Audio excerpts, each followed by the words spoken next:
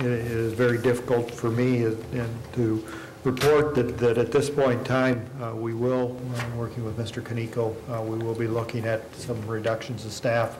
We're looking at ways to potentially reassign some people. We may have some shortage of personnel in our engineering department where we need some staff during the summer where we're able to transition some of these employees. But Council, I did want to make you aware that we will be reducing staff specifically in community development.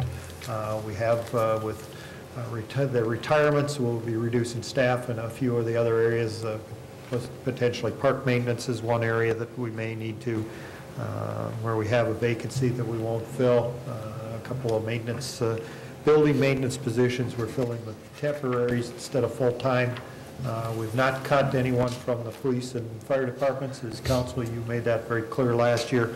We're not filling, I know we're Citizen Services had a vacancy.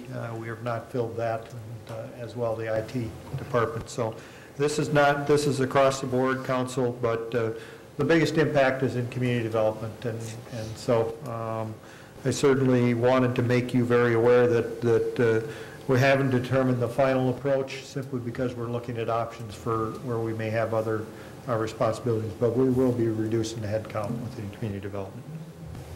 Okay, very good. I have a couple of questions. When we initially were making our projections for 2009, when were those projections made? Mayor and Council, majority of the revenue projections were made in September and early October as we put the budget together.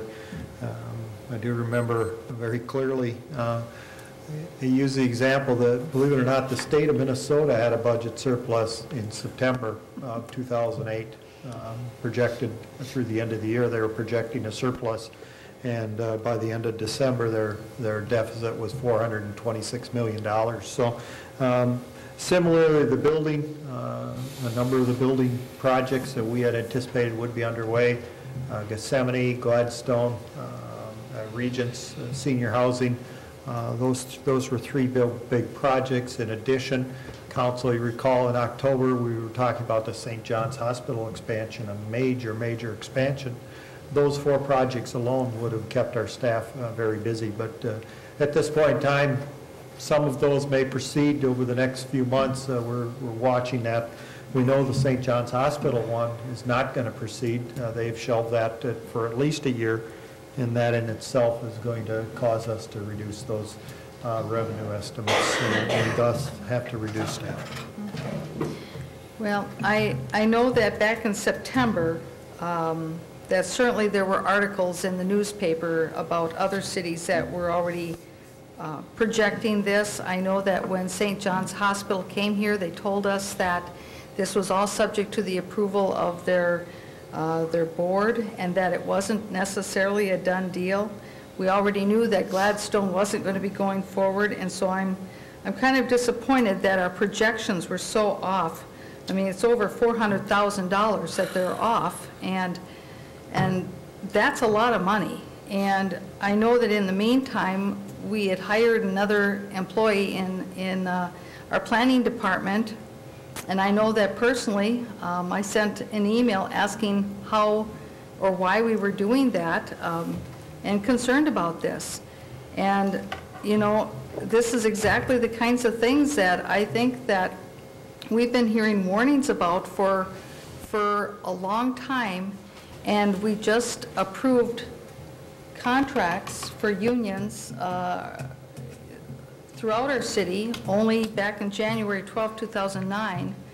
And within the time for being able to make a motion for reconsideration to take a look at those, our President of the United States had taken action to freeze salaries, knowing what is going on in our country. And this council had the opportunity of actually being able to step up to the plate and say, well, maybe we could take a look at this and do a motion reconsider and talk about that, because now we have to lay people off. And you know, we've you know, maybe we're going to reopen those contracts so we can keep people employed and not lay people off. I don't know, but you know, I just don't understand how the projections could be so wrong with all the market signals out there with,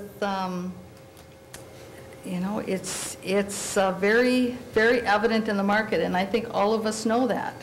And certainly, I know that everyone at the council knows that I've only been talking about it for a year or so as well. Well, where would we be if you weren't so wise? Come on, let's quit picking on everybody. I'm just saying that just because I said it, it wasn't just me. This is the market reality. I mean, Woodbury was not hiring people in their planning department way before now. Well, let's compare the numbers of people in Woodbury and the numbers of staff and the numbers of the whole thing. You can make anything say anything you want. People did their best. $400,000 in projection shortfalls is a substantial amount considering when we made those projections. And maybe that is the reason why, part of the reason too, that, you know, we really should have moved forward and approved the contract for Mr. Antonin tonight so we can get a city manager on board who can, you know, take these things in hand and move forward.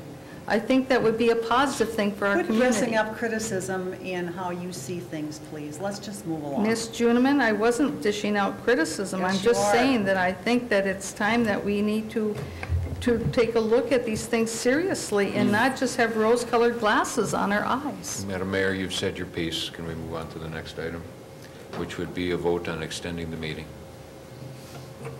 I had a comment on this item. If I could. Mr. Nephew.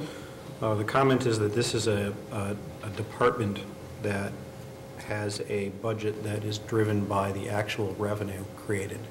If we had decided back in September that a bunch of projects that we had just approved or were about to approve would not actually happen, and then laid off a bunch of people saying, well, we approved this, but we don't think it's actually going to happen, we would have been in pretty bad